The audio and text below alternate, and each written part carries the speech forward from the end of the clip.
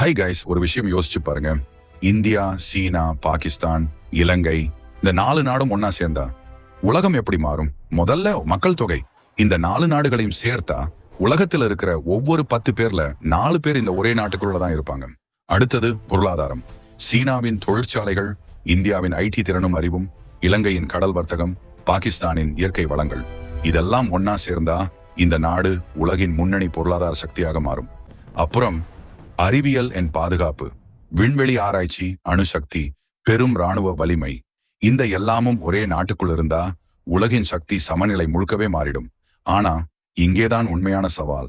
மொழி, கலாச்சாரம், மதம், அரசியல், இந்த எல்லா வேறுபாடுகளுக்கிடையே ஒன்னா இருந்து முன்னேறுவதுதான் இந்த யோசனையோட மிகப்பெரிய சவால். அப்படி இது நடந்தா இது உலகத்துக்கு நல்லதா இல்ல ஒரு பெரிய ஆபத்தா? உங்க கருத்தை காமெண்ட்ல சொல்லுங்க. ஃபாலோ பண்ணுங்க எண்ட்லெஸ் தமிழ்.